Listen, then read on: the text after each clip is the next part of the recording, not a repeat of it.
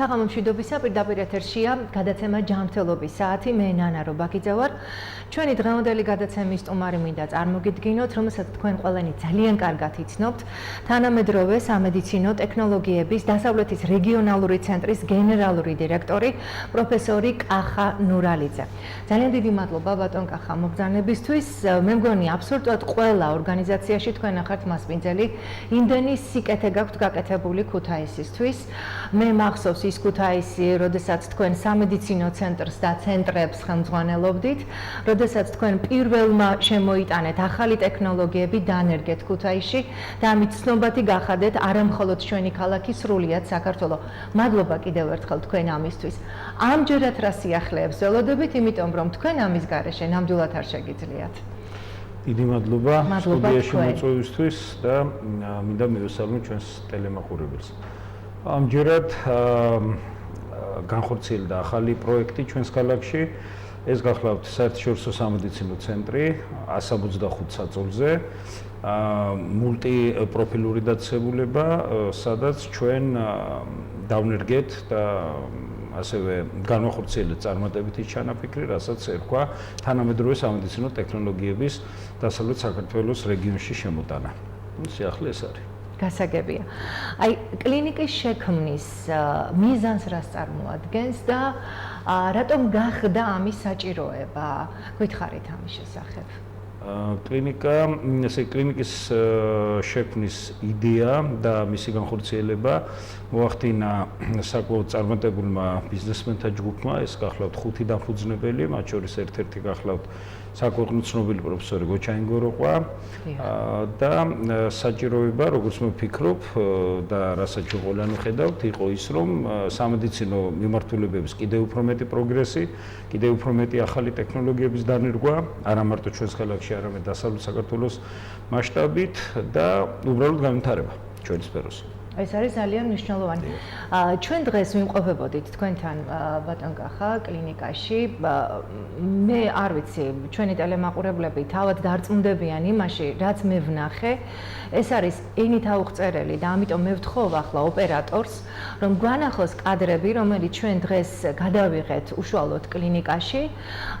როგორ არის, რამდენად თანამედროვედ არის მოწყობილი, რა აპარატურით არის აღჭურვილი, რა პერსონალი ყავს აი ამ კლინიკას.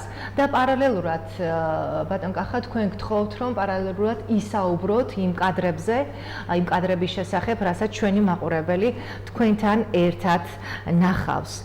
აი, თუ შეიძლება მე ახლა ვთხოვ ჩვენს ოპერატორს, რომ გვაჩვენოს კადრები, რომელიც დღეს ჩვენმა გადამღებმა ჯგუფმა მოამზადა და თქვენ რომ გვითხრათ რა ხდება აი ამ კადრებზე ბატონ კახა და შემდეგ რა თქმა უნდა განვაგრძობთ საუბარს. ეს გახლავთ საერთაშორისო სამედიცინო ცენტრი, ესეთი სახელით არის ის. აი რატომ ქვია ამ კლინიკას ესეთი სახელი? ეს არის ძალიან საინტერესო. საერთაშორისო სამედიცინო ცენტრი. ცენტრი ეს არ არის მარტო ხმამაღალი დასახელება, ეს რეალობის ამსახველი დასახელება, იმიტომ რომ აქ მუშაობენ ექიმები არა მარტო საქართველოსდან და საქართველოს სხვადასხვა ქალაქიდან, მათ შორის დედაქალაქიდანაც, არამედ მსოფლიოს სხვადასხვა ქვეყნებიდან და ამ ქვეყნების წამყვანი კლინიკებისგან. ახლა კლინიკას გააჩნია პრაქტიკულად ყველა დეპარტამენტი, რაც უნდა გააჩნდეს თანამედროვე 21 საუკუნის თანამედროვე სამედიცინო დაწესებულებებს.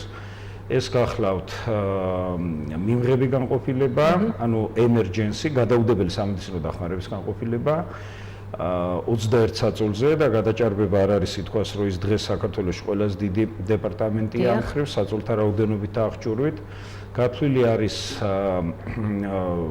ძალიან ესეთი დიდი კონტინგენტის მიღებაზე, თუ ამის საჭიროება იქნება და ჩვენ ახლა აპარატურასაც ხედავთ, დიახ. დიახ, ის აღჭურვილი არის ულტრათანამედროვე აპარატურით, აბსოლუტურად ახალი მონიტორული სისტემებით, სამედიცინო აირებით ყველა საწოლთან, ანუ ყველა საწოლი არის მაღალტექნოლოგიური, ამის თქვა მინდა, დიპრიფუზორებით და დიაგნოსტიკის იმ საშუალებებით, რომელიც ეკუთვნის მარტო emergency განყოფილებას. ანუ ეს პრაქტიკულად არის საავადმყოფოში. ჩვენთვის ძალიან პრიორიტეტული იყო დიაგნოსტიკის დეპარტამენტი, სამედიცინო ბაზარზე იყო აუცილებელი შემოსვლა ახალი სიტყვით. კლინიკას გააჩნია 2018 წლის იანვარში დამზადებული საერთოდ ყველა აპარატი მძიმე ტექნიკას და მსუბუქიც გახლავთ 2018 წლის იანვრის წარმოება. ახლა თქვენ კადრში ხედავთ რადიოლოგიის დეპარტამენტს, კომპიუტერული ტომოგრაფი, აქ გამოჩნდა კომპიუტერული ტომოგრაფი და მაგნიტორეზონანსული ტომოგრაფი. Ну, სიახლე გახლავთ ის, რომ მაგნიტორეზონანსული ტომოგრაფი არის ერთადერთი რეგიონში, სადაც შეიძლება ზოგადი ანესთეზიით პაციენტების გადაღება, მათ შორის ბავშვების, სადაც არის მაგნიტურ ველთან თავსებადი სანარკოზე და რესპირატორული ტექნიკა, მონიტორები, ასევე კვლევის ხანგრძლივობა არის ორჯერ უფრო ნაკლები, ვიდრე სხვა ძველი თაობის აპარატებზე და ის აღჭურვილია ულტრათანამედროვე ოფციებით, ისეთ როგორც არის MR პერფუზია, MR დიფუზია თავის ტვინის, მთლიანად მთელი სხეულის შეეობრივი MR დიფუზია კონტრასტის გამოყენებით, რომელიც საშუალებას გვაძლევს, რომ აღმოვაჩინოთ აი უჯრედის დონეზე, ჯერ კიდევ უჯრედის დონეზე არსებული სიმსივნეც. აი, უთილეს საკითხებს ეხებით ახლა და თქვენ ახლა ასევე ხედავთ ქირურგიულ დეპარტამენტს, ეს არის ჩვეულებრივი, ესე ვთქვათ, საპალატე განყოფილება. აქ არის პალატები 1, 2 და 3 საწოლზე, ასევე კლინიკას გააჩნია ულტრათანამედროვე საოპერაციო ბლოკი, 5 დამატებითი ახალი საოპერაციოები, ეს გახლავთ პენტერო ცეისი, ნეიროქირურგიული მიკროსკოპი, რომელსაც იყენებენ როგორც ნეიროქირურგები, ისე ოტორინოლარინგოლოგები, სადაც ასევე კონტრასტული კვლევები შეიძლება თავის ტვინის სიმსივნეებზე ოპერაციების შემდეგ, რომ იქ არ იყოს რაიმე ნარჩენი სიმსივნური უჯრედიც კი, მისი აღმოჩენის შესაძლებლობას იძლევა. ასევე კლინიკას გააჩნია 25 საწოლზე გაშლილი რეანიმაციის დეპარტამენტი. ეს კიდე გახლავთ რეკავერი ეგრეთ წოდებული, ანუ პოსტოპერაციული ინტენსიური თერაპიის პალატა. ასევე ცალკე არის კარდიორეანიმაცია, ცალკე არის ნეირორეანიმაცია და პირველი ჰიბრიდული საოპერაციო დასავლეთ საქართველოში. ჰიბრიდული საოპერაციო ნიშნავს იმას, რომ აქ არა მარტო დახურული ინტერვენციები ტარდება, არამედ ნებისმიერ დროს საოპერაციო ბლოკში გადაუსვლელად აქ შეიძლება პაციენტის, ასე ვთქვათ, გახსნა, ანუ ღია ქირურგიულ ჩარევაზე გადასვლა. გარდა ამისა, ჩვენი ექსკლუზივი ასევე გახლავთ ლაზერული ლიტოტრიფსია, რომელიც ასევე პირველია რეგიონში. თქვენ ხედავთ, აი თუ როგორ იშლება ლაზერის მეშვეობით კენჭები. შარდკენჭოვან დაავადებების დროს თქვენ ახლა ხედავთ ასევე პლაზმურ სკალპელს, რომელიც აბსოლუტურად ახალი სიტყვა არის, გახლავთ ბოვა ARK 400 და ქირურგები, ვისაც ქონია საშუალება უცხოეთში მსგავს ტექნიკასთან მუშაობით მიხვდებიან, თუ რასთან გვაქვს საქმე, არის უახლოესი ტექნიკა, ენდოსკოპიური, ასევე ლაპარასკოპიული, ეს გახლავთ ოლიმპასი, ეს გახლავთ ვოლფი, ეს გახლავთ ასევე შტორცი, ანუ სამივე მიმართულება. რაც შეეხება ჰიბრიდულ საოპერაციოს, ის არ არის განკუთვნილი მხოლოდ კორონარული არტერიების სტენტირებებისთვის, არამედ აქ ტარდება ძალიან ფართომასშტაბიანი ანგიოქირურგიული, ინტერვენციული ანგიოლოგიური ოპერაციები და ასევე ნეირო ოპერაციები, ისეთ როგორც არის თრომბოექსტრაქციები, ისეთ როგორც არის ანევრიზმების კოილები და ისევე როგორც არის მალფორმაციებზე მუშაობა. და სწორედ აქ მუდმივად იმყოფებიან ჩვენი უცხოელი კოლეგები, როგორც ბელორუსიიდან, ასევე ავსტრიიდან და ასევე ჩეხეთიდან. ანუ აქ აი მაგალითისთვის ბელორუსიის სახელმწიფოსთან არის სპეციალური ხელშეკრულება ხელმოწერილი სახელმწიფოს ხელმძღვანელების და მინისტრების მიერ. რაც არ ხდება ყოველდღიურ რეჟიმში და ძალიან მისასალმებელია ეს ფაქტი. ეს იყო დიდი ხნის თანამშრომლობის და დიდი ხნის მეგობრობის შედეგი გახლავთ, იმიტომ რომ ნამდვილად ეს არ ხდება. ალბათ, ბატონ კახა, რომ არა ნდობა და თქვენი პიროვნება, ვისაც ჩემი პიროვნება არა, მე ნამდვილად უნდა ვთქვა, რომ კახა ნურალიძე, ეს არის, არ ვიცი, ერთ-ერთსაც ვერ ვამბობ, ალბათ ერთადერთი, რომელმაც შეძლო ის, რაც ვერ შეძლო სხვამ და რომლისგანაც ველოდებით ძალიან ბევრს. ცოტა გადაჭარბებულია. არ არის ნამდვილად, ამაში ვერ დაგეთანხმებით, ბატონ კახა. და ანუ ეს სპეციალისტები აქ იმყოფებიან როტაციის პრინციპით, მაგალითად ბელორუსიასთან არის ხელმოწერილი ორწლიანი ხელშეკრულება 35 წამყვან სპეციალისტზე და მათ შორის არიან სპეციალისტები, მუდმივად აქ არის, არიან სპეციალისტები, ვინც ნებისმიერი რთული შემთხვევების დროს დაგეგმილი, თქვათ, ფართომასშტაბიანი ოპერაციების დაგეგმარების შემდეგ ჩამოდიან და უშუალოდ ასრულებენ თავიანთ პროფესიულ მოვალეობას.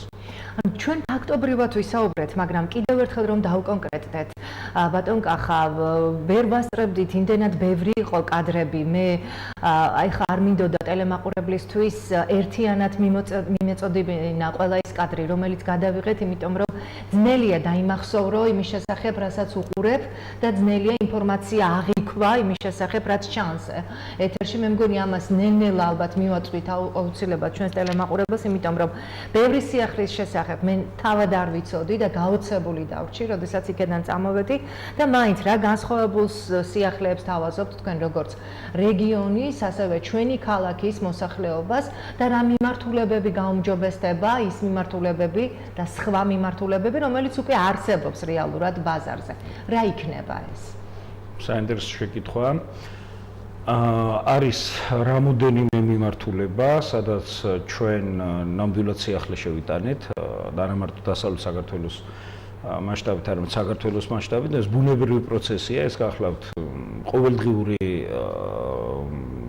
ასე ვთქვათ, სინამდვილე ნებისმიერ წარმატებულ ევროპულ ქვეყანაში, რომ ყოველდღიურად რაღაც სიახლე ინერგება, ყოველდღიურად ერთ ადგილზე დგომა, ეგ არა მარტო სამედიცინო ბიზნესისთვის, არამედ ზოგადად ბიზნესისთვის ეს დამღუპველია, რომ შესაბამისად საერთაშორისო სამედიცინო ცენტრის შექმნა და ის ახალი ტექნოლოგიები, ეს არის ჩვეულებრივი ნაბიჯი, ხვალ შეიქმნება კიდე ახალი, ზე კიდე ახალი. სხვაგვარად ღმერთთან უკნას ისე ჩვენი დარგი ვერ განვითარდება, ხო? სიახლეები მდგომარეობს შემდეგში, როგორც უკვე გითხარით, უროლოგიის მიმართულებით, სრული ექსკლუზივი არის, ოდესმე მწვანე ლაზერი ქვია ამას, ეს გახლავთ ლაზერული ლიტოტრიფსია, რომელმაც წარმატებით ჩაანაცვლა და იმიტომ რომ უკვე ჩატარებულია რამოდენიმე ათეული ოპერაცია მის გამოყენებით. ბატონი მერაბზიკაძე მუშაობს ამ მიმართულებით, ეს ბელგიური სკოლის წარმომადგენელია და ჯერ კიდევ მისი ინიციატივით მოხდა ამის ყველაფრის გაკეთება. გარდა ამისა, დიაგნოსტიკა, როგორც გითხარით, არის კვლევის მეთოდები, იმიტომ დიაგნოსტიკა, აი კომპიუტერული ტომოგრაფია და მაგნიტურ-რეზონანსული ტომოგრაფია ჩვენ ახალი შევიძინეთ არა იმიტომ რომ აი გვეთქვა შემდეგ რომ ესა 2018 წელს, არამედ იმიტომ რომ მათ აქვთ ის ოფციები და ის რესურსი, რომელიც თანამედროვე გამოწვევებს პასუხობს.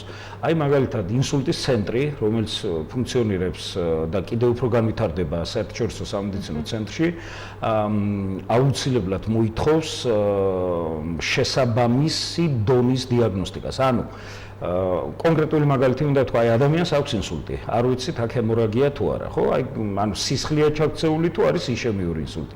რა თქმა უნდა, კეთდება კომპიუტერული ტომოგრაფია, თუ სისხლი არ არის, პაციენტი გადადის მაგნიტურ-რეზონანსულ ტომოგრაფიაზე, სადაც 3 წუთის განმავლობაში, ეს არის 3-წუთიანი რეჟიმი, ეს არ არის კლასიკური 20 წუთიანი ან 9 საათიანი კვლევა მაგნიტზე.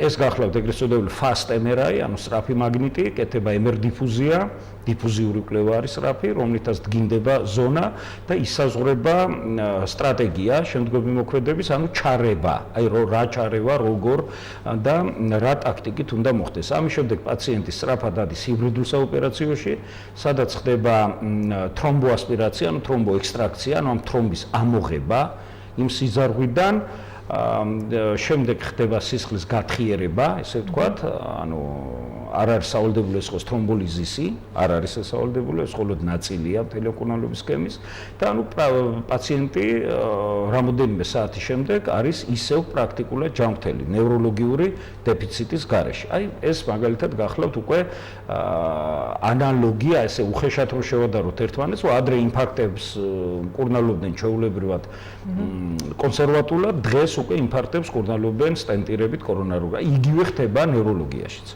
აი მაგალითისთვის ეს ერთ-ერთი მაგალითი მოვიყვანე. ნუ ასეთი და ეს არ ეხება ასევე მარტო თავის ტვინის სიზარღვებს, ეს ეხება ნაწლავებსაც.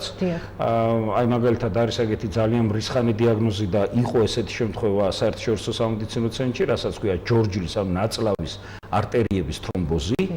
პაციენტს ჰქონდა მოცემცემი არითმია, ანუ ეგრეთ წოდებული მეზენტერიალური არტერიების თრომბოზი, რაც არის ძალიან მაღალი ლეტალობის მატარებელი, პრაქტიკულად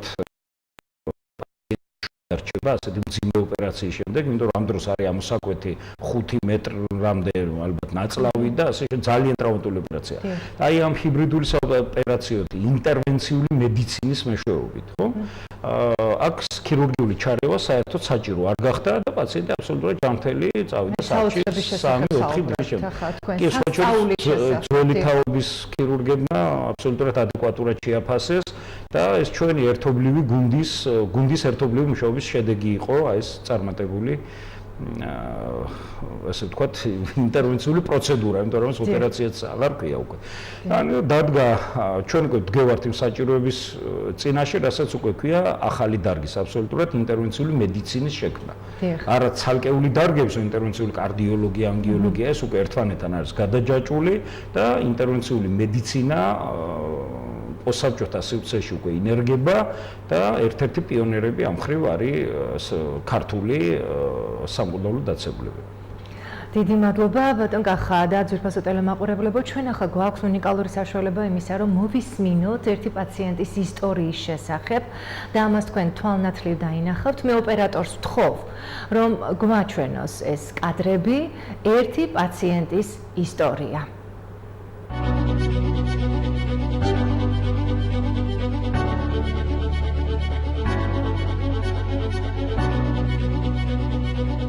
საერთაშორისო სამედიცინო ცენტრის გახსნიდან 2 თვის განმავლობაში კლინიკა მიიღო 1000-ზე მეტი პაციენტი, ჩატარებულია 300-ზე მეტი ფართომასშტაბიანი ქირურგიული ოპერაცია და გადარჩენილი ათეულობით სიცოცხლე. მინდა გავიხსენო ერთ-ერთი განსაკუთრებული შემთხვევა, პაციენტი შემოვიდა კლინიკაში მეზენტერიალური არტერიების თრომბოზის დიაგნოზით.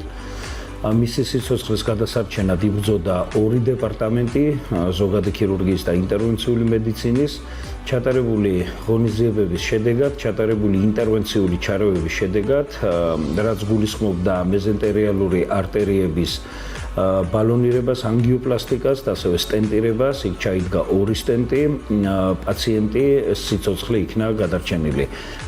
და ეს მოხდა ყოველგვარი ღია და ფართომასშტაბიანი ქირურგიული ჩარევის გარეშე. როგორც მოგეხსენებათ, მეზენტერიალური არტერიების თრომბოზი საკმაოდ რისხანი დიაგნოზია, რომელსაც თან ახლავს ძალიან მაღალი ლეტალობა. და მე მინდა მიულოცო ორივე დეპარტამენტს, მინდა მიულოცო თვითონ პაციენტს აი ამ რთული და სიცოცხლისთვის საშიში პათოლოგიის, აი ესე მარტივად და თანამედროვე ევროპული სტანდარტების დონეზე დაძლევა. ყველას გისურვებთ ჯანმრთელობას.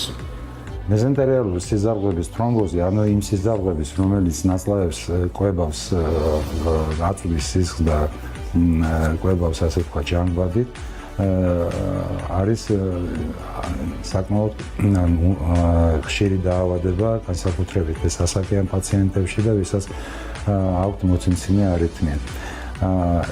ეს თრომბოზი მეზენტერიალური სიზარღვების იწვევს ან ნაწლავების სიკვდილს და პრაქტიკულად ესეთი პაციენტები განწირულები იყვნენ.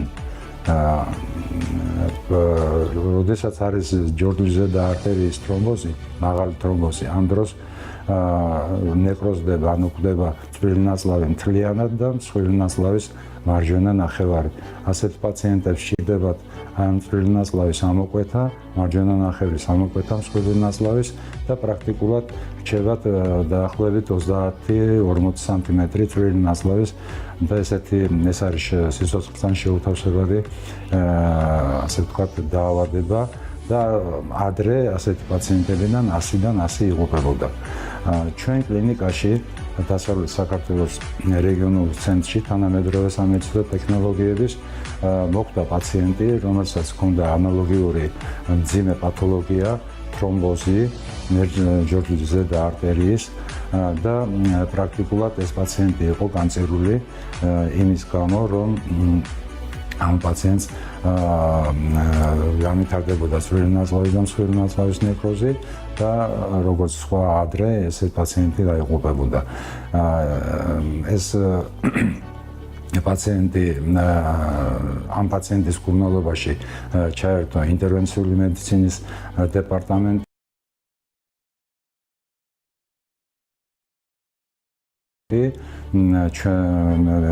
ჩვენი სპეციალისტები, ასევე მოწვეული სპეციალისტი ბელორუსიიდან და მე მინდა გითხრათ, რომ მოხდა სასწაული, მოხდა აი ამ თრომბის მიღმა, სტენტირება ამ სიზარღვის და ეს პაციენტი გადარჩა.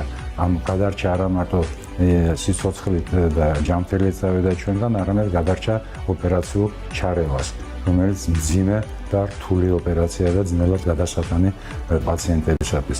მიმდინარეობს 18 ივნის მასადილებს. დამეწყო მუცლის ტკივილების საშენე, ძლიერი ტკივილები, თან პირისხევინოა სამოვარცა. დაუძახეთ მე სამედიცინო დახმარებას და იმათაც გამოსინჯესდა გადაწყვიტეს რომ გადმოვიყვანოთ კლინიკაში და მოვხდი ამ კლინიკაში სასწავლო მოხანით. ექიმმა მაშინ დიდი ყურადღება მომაქცეს და ტკივილები ადლიერებული გამეძიებდა. ექიმმა მიღეს გადაწყვეტილი ვარ რაღაცა მე რა ვიცოდი არის.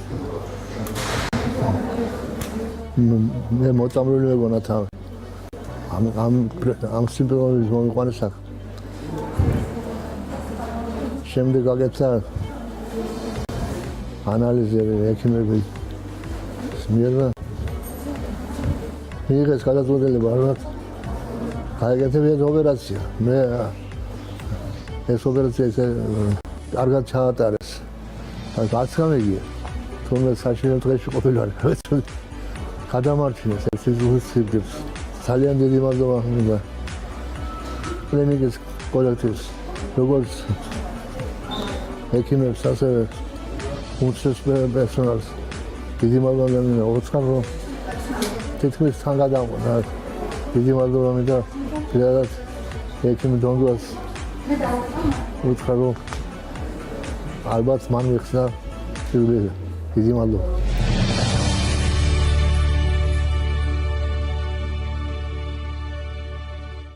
ჩვენ ნახეთ და მოვისმინეთ ერთი პაციენტის ისტორია, ძალიან ლამაზი ისტორია, იმიტომ რომ კარგად დასრულდა და სწორედ ამიტომ არის ლამაზი, როდესაც ადამიანი ებრძვის სიცოცხლეს, მას აქვს ძალიან ბევრი კითხვის ნიშნები, მაგრამ ისე მიდის უკვე კლინიკიდან, რომ არის უაღრესად კმაყოფილი და რაც მთავარია, ორგანიზმი აქვს გამოჯანსაღებული და თქვენ ძალიან სწორად აღნიშნეთ, ბატონ კახა, ისეთი გამოცდილი ექიმი, როგორც ბადირი ალფაიძეა, მან მიმოქცია ყურადღება ფრაზა თქვა ასეთ მოხდა სასწაული. არათუ გამოჯანმრთელდა და კარგ მდგომარეობაში დაგვიბრუნდა პაციენტი, არამედ ამ ურთულეს მდგომარეობას ოპერაციაც კი არ დაჭირდა. კიდევ რა სიახლეებს უნდა ველოდოთ? სიახლეები ჯერ უკვე რაც გვაქვს ჯერ კიდე, ეს ეხება სხვადასხვა მიმართულებებს. ტრავმატოლოგია, ორთოპედიას, მაგალითად ჩვენთან ტარდება ართროსკოპიული ოპერაციები ყველა სახსარზე, არა მარტო მუხლზე, არამედ მხარი, იდაყვი, კოჭწვივის. დიახ. ნეიროქირურგიის მიმართულებით ჩატარებულია რამოდენიმე ურთულესი ოპერაცია, მაგალითად ეს იყო თანდაყოლილი ჰემანგიომა, რომელიც უკავშირდებოდა ინტრაკრანიალურ სიძარღვას. ამ გოგონას უარი უთხრეს ყველგან, მათ შორის მოსკოვშიც და იმიტომ რომ იყო ლეტალობის დიდი რისკი, ეს ბრწყინვალედ ჩატარდა ჩვენთან, ჩვენი ნეიროქირურგების და ავსტრიელი ნეიროქირურგის ჰერვი კოსტრონის ხელმძღვანელობით, ასევე ზურგის ტვინის სიმსივნეები, ესეც რეგიონისთვის სიახლეა, განსაკუთრებით ზურგის ტვინის აორტოვის არტერიო-ვენური მალფორმაციები. და ესეთი ორი პაციენტი იყო, ორი ოპერაცია გაკეთა და ესენი ნევროლოგიური დეფიციტის გარეშე საკუთარი ფეხით წავიდნენ კლინიკიდან. ანუ აქ დიდი რისკი არის წელს ქვემოთ მოწყვეტის. გარდა ამისა, მინდა გითხრათ, რომ აი ოპერაციების შემდეგ თავის ტვინზე ოპერაციების შემდეგ, აი ქალა სარქლის დეფექტების აღდგენა ჩვენთან ხდება 3D პრინტერზე დაბეჭდილი კონკრეტულად ამ პაციენტისთვის განსაზღვრული იმპლანტებით. ანუ 3D პრინტერზე იბეჭდება იმპლანტი და აი ის დეფექტი ივსება კომპიუტერული ტომოგრაფიის, რა თქმა უნდა, ინტეგრირებული არის ეს კომპიუტერული ტომოგრაფიასთან სანამ ეს 3D პრინტერი და აი ზუსტად ისევე აღდგება თავის ქალა, როგორც ის იყო ოპერაციამდე. Ну, გარდა ამისა, უამრავი სიახლე არის, თქვათ, იგივე ულტრასონოგრაფიის მხრივ, არის ენდოსკოპიის მხრივ, არის აბსოლუტურად ახალი ტექნიკა, უამრავი სიახლე გვაქვს ამ მხრივ, ძირითადი მეგონი უკვე თქვი. გასაგებია.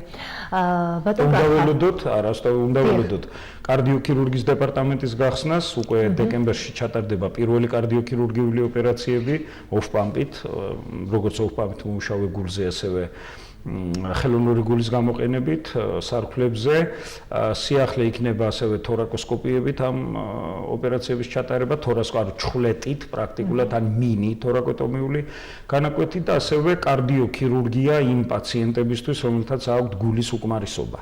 ანუ ეს იქნება ტუმბოების, ესე ვთქვათ, იმპლანტაცია, ეს ჯერ საქართველოში არ გაკეთებულა. საქართველოში. ეს მოიმსახურება ორ მიზანს, პირველ რიგში აი ურთულესი, ანუ განწირული გულის უკმარისობის გამო განწირული პაციენტების გადარჩენას და ან შესაბამისად, ვისაც აქვს ამის ჩვენება სამედიცინო გულის გადანერგვისთვის მომზადებას.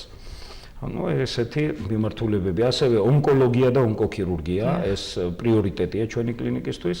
რადიოსიხშირული აბლაციები, რომლებსაც უკვე ძალიან მალე დავიწყებთ, უკვე მზადდება ამისთვის სამი პაციენტი და ასევე ქიმიოემბოლიზაციები და ასე შემდეგ. ოღონდ ასევე უჯრედული მედიცინის გარკვეული მიმართულებები, ალფა-ნაწილაკების გამოყენება, მოკლედ ონკოლოგია არის ჩვენი პრიორიტეტი ამ მხრივ. და არა მარტო ზოგად ქირურგიაში, არამედ მათ შორის ყველა მიმართულება, მათ შორის ორთოპედიაშიც. გასაგებია. ძალიან ბევრი სიახლის შესახებ გააკეთეთ თქვენ ჩამონათვალი ბატონ კახა და რა თქმა უნდა ამ მიზნების ასრულებას გისურვებთ და ვიცი რომ აუცილებლად აასრულებთ, იმიტომ რომ რასაც დაისახავთ, ყოველთვის მიყავთ ბოლომდე ის საქმე. თქვენ თქვით ბატონ კახა, გუნდი ახსენეთ ზოგადად გუნდი და რომ არა გუნდურობა, რომ არა ოჯახური გარემო, რომ არა პროფესიონალი კადრების ერთობლივი მუშაობა, ერთი კონკრეტული ადამიანი ალბათ საქმეს ბოლომდე ვერ გააკეთებს. ამიტომ მე დაგისვამთ ახლა კითხვას. საქართველოში და ასევე უცხოეთში მოღვაწე, რომელიც ცნობილი ექიმი მუშაობს თქვენთან? საქართველოდან, ანუ ვინც ქუთაისელი არ არის? დიახ, დავუშვათ ვინც ქუთაისელი არ არის და ასევე ჩვენი ქვეყნის საზღვრებს გარეთ მოღვაწეობს და არის ძალიან ცნობილი. თბილისიდან არიან საკმაოდ ესეთი ცნობილი და ძალიან წარმატებული, ეგეთ ნოვატორული ქირურგები, ну არ შემიძლია არ აღნიშნო ბატონ მერაბ ჯანელიძე, ასევე საშა ცირეკიძე, რომელიც ახალგაზრდა ქირურგია, ძალიან პერსპექტიული და ასევე ძალიან ბევრი ინოვაცია, თქვათ, მათი დამსახურებაა. რეანიმაციის ხელმძღვანელი, აბსოლუტურად თუმცა ჩვენებული წარმოშობის არის, ხალხტონ თიკოსვინტრაძე, აი ინტერვენციული მედიცინის დეპარტამენტის ხელმძღვანელი ბეგლარ დუნდუა, აი ძალიან ბევრ სიტუაციაში, ესე ვთქვათ, მართლა გადაგვარჩინა, 7 კლინიკური სიკვდილი იქნა შემოყვანილი. ძალიან ახალგაზრდა ამ ყველაფრისთვის. დღეს ახლა ახალგაზრდა მედიცინას უკვე ახალგაზრდების ხდება პროფესია ნელ-ნელა. აი 7 კლინიკური სიკვდილიდან არ დაღუპულა არც ერთი. გარდა ამისა არ შემიძლია არ აღნიშნო გიორგი ხელაძე, რომელიც თბილისში მოღვაწეობს ძირითადად, მისი ინიციატივით ქუთაისელ კოლეგებთან ბატონ გიადევიძესთან ერთად შეიქმნა კიდურის შემანარჩუნებელი დეპარტამენტი, ან დიაბეტური ტერფის და კიდურის შემანარჩუნებელი დეპარტამენტი, რამოდენიმე ათეული პაციენტიდან ამპუტაცია, ანუ კიდურის მოკვეთა არ დაჭიროებია არცეთ, სწორედ აი ჰიბრიდული ოპერაციების და ჰიბრიდული ამ ინტერვენციული მანიპულაციების გამო. რაც მინდა გითხრათ, რომ მართლაც მისასალმებელია და მათ უპირატესობებზე მეტყველებს. ბელორუსიდან არის რამოდენიმე ექიმი, როგორც გითხარით, 35 ადამიანთან მიმართებაში არის კონტრაქტები გაფორმებული. მათ შორის არ შემიძლია არ აღნიშნო ალექსანდრე ჩერნოგლაზი, ეს გახლავთ აბსოლუტურად ახალი მიმართულება ჩვენთვის. მაგალითისთვის შემიძლია გითხრათ, რომ 4 წლის გოგონაზე ფილტვის არტერიის სტენოზის დროს ინტერვენციულად იქნა ინტერვენციული მიდგომით, ანუ ჰიბრიდულ საოპერაციოში იქნა გამოცვლილი მთლიანად სარქველი გულის. ასევე ავსტრიიდან პროფესორი ტვინის სიმსივნის მამა, როგორც მას ავსტრიაში უწოდებდნენ, ჩვენ მუშაობდით ავსტრიაში დაახლოებით 13 წლის წინ, რამოდენიმე თვის განმავლობაში ეს იყო გრაცის საუნივერსიტეტო კლინიკა და იქ გავიცანით ეს პიროვნება. ეს არის ჰერვი კოსტრონი, რომელიც უკვე ვახსენე, ის არის ავტორი სხვათა შორის ამ ინოვაციების, რაც ჩვენ ჩავუნთვალეთ. მის ანგარიშში არის 12000-ზე მეტი ოპერაცია ხერხემალზე და 2000-ზე მეტი ოპერაცია თავის ტვინზე.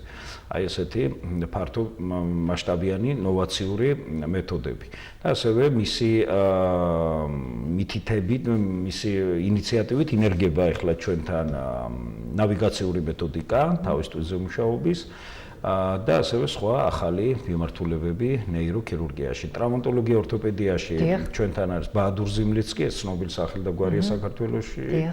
ასევე ლევან ნაჭყებია, რომელიც აი ამ ართროსკოპიების მიმართულებით იმუშავებს, გიორგი ლორია, ასევე ეს ახალგაზრდა თაობა, რომელიც მოდის და მინდა გითხრათ, რომ აი ძალიან მაღალი დონეა, იმიტომ ეს ყველა გახლავთ უცხოური სკოლა აბსოლუტურად, ესენი ქართველები არიან, რეალურად არიან აღზრდილი ბოხუმში, ვენაში, ბერლინში და ასე შემდეგ, შარიტეში რამოდენიმე ექიმი იყო და კარდიოქირურგიის მიმართულებით 3 ქართული ბრიგადა შემოგვიერთდება, 4 ბელორუსული, 2 ჩეხური, ჩეხეთიდან ტომაშ აიეკი ალბათ ახსოვს ჩვენ ქალაქს, იმიტომ რომ კარდიოქირურგიის შექმნა დასავლეთ საქართველოში ჩეხეთის მთავარ კარდიოქირურგთან ასოცირდება და მან აღზარდა თაობები, მინდა გითხრათ.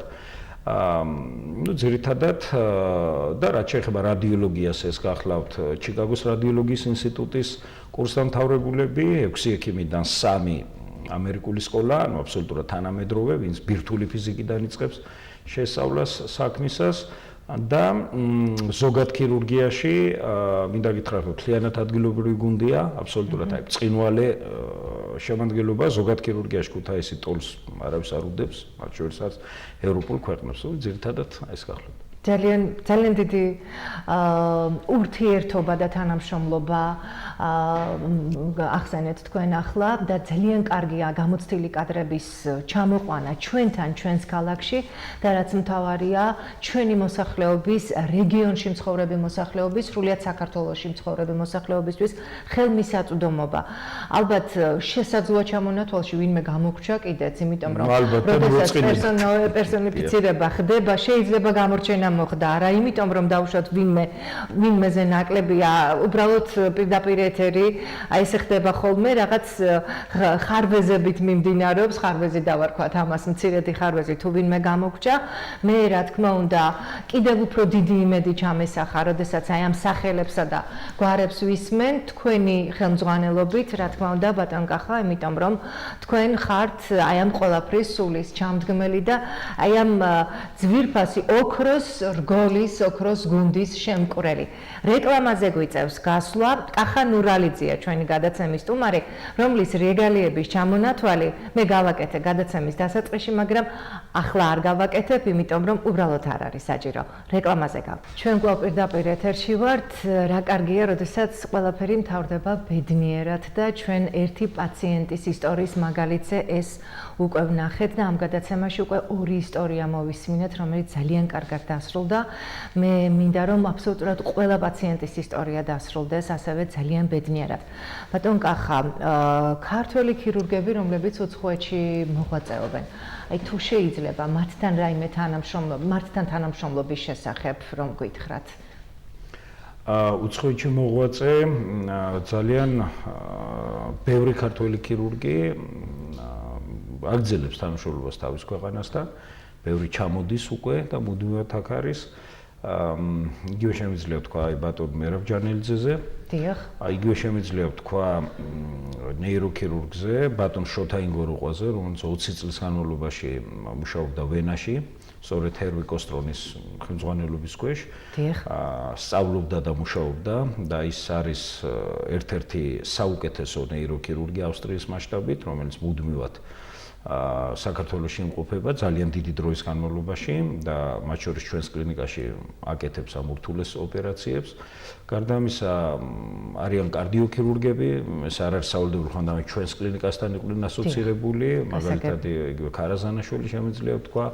ძალიან ბევრი ექიმი ჩვენს მიერ, ეს ეხება ანესთეზიოლოგიას და რეანიმაციას, და ეს ერთ-ერთი თუ ყველაზე უკეთესი არა, ერთ-ერთი საუკეთესო პროგრამაა ქართული კადრების მომზადებისთვის. ჩვენ ისრაელში ვაგზავნით უკვე 5 წელიწადზე მეტია ჩვენს ახალგაზრდა ექიმებს.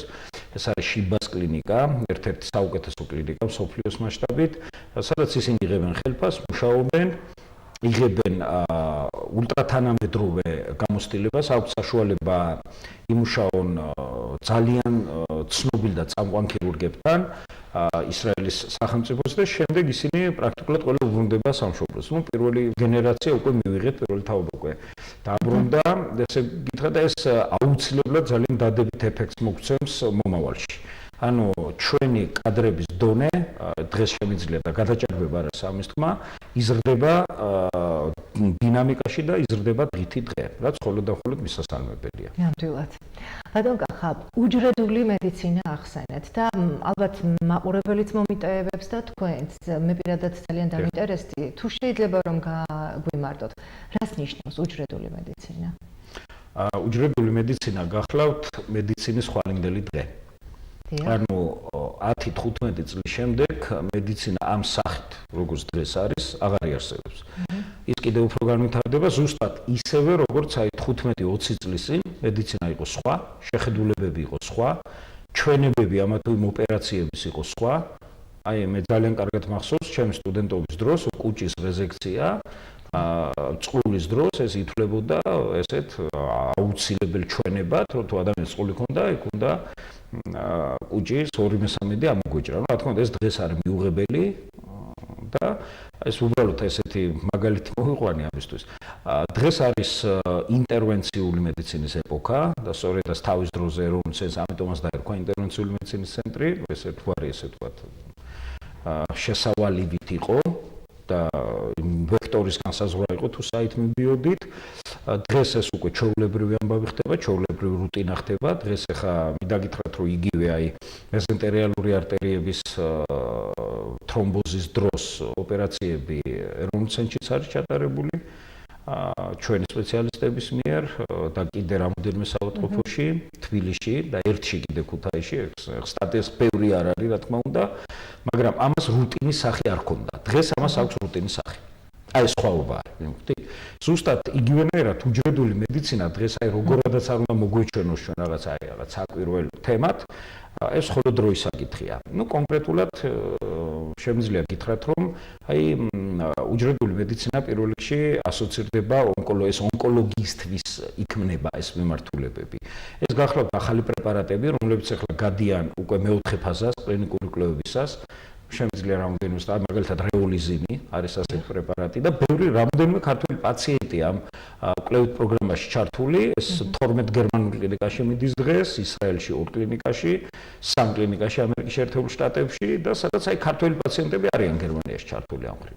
პოსტსაბჭოთა სივრციდან ძალიან ბევრი ცდილობს და უნდა რომ ეს გააკეთოს, იმიტომ რომ მეოთხე ფაზა ნიშნავს იმას, რომ უკვე პრეპარატმა გადალახა და ანუ დამაჯერებლობის კოეფიციენტი უკვე ამ პრეპარატს არის მაღალი.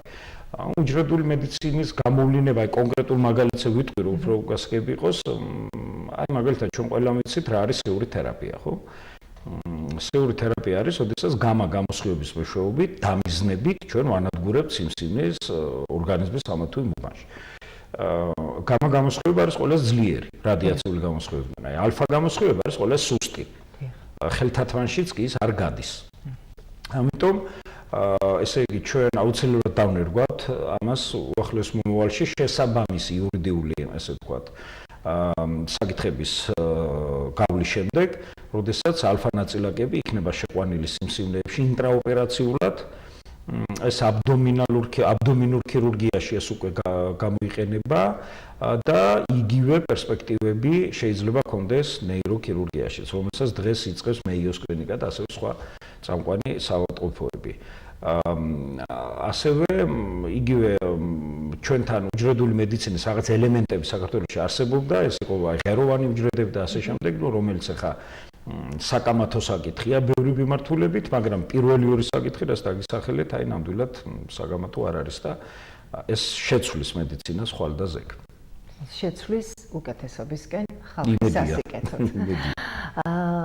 პოსტდიპლომური განათლება ბატონო კახა და თქვენ რა ურთიერთობები გაგაჩნიათ საქართველოს სამედიცინო უნივერსიტეტებთან? აი ამის შესახებ გითხარით. ეს კლინიკასთან მიმართებაში. რა თქმა უნდა, საერთაშორისო სამედიცინო ცენტრი აუცილებლად უკვე არის აფილირებული კლინიკა თბილისის სახელმწიფო სამედიცინო უნივერსიტეტის და აუცილებლად გახდება კლინიკური ბაზა არა მარტო თსსუ-ი, არამედ აგაგ-წერეთლის სამედიცინო უნივერსიტეტისაც, იმიტომ რომ სამედიცინო განათლების კერა აქაც უნდა იყოს რა და მას შესაბამისი ესე ვთქვათ ბაზა ჭირდება. ის რაც ჩვენ დღეს გვაქვს არის ძალიან კარგი, მაგრამ გვინდა უკეთესი. რაც შეეხება პირადად არა მარტო მე, არამედ რამოდენიმე ჩვენი წამყვანი ექიმი, გახლავთ მედიცინის მეცნიერებათა დოქტორები, პროფესორები, რომლებთათვისაც ახლა უცხო არ არის ნამდვილად, სტუდენტებთან და რეზიდენტებთან მუშაობა, რამოდენიმე უცხოური ჯგუფი უკვე იღებს განათლებას საერთაშორისო სამედიცინო ცენტრში, მაგრამ ჩვენი ძირითადი მიზანი გახლავთ რეზიდენტურა, სახელმწიფო ანუ პოსტდიპლომური განათლება. აუცილებლად ეს როგორც უკვე ერთხელ გავაკეთეთ, საერთაშორისო სამედიცინო ცენტრი გახდება თსსუ-ს ბაზა, სადაც მომზადებიან რეზიდენტები მთელი საქართველოდან.